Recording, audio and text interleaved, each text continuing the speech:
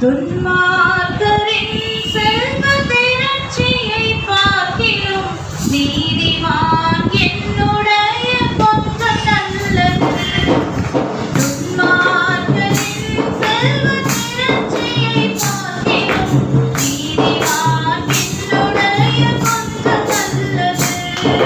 நிரந்தர சுதந்திரம் அது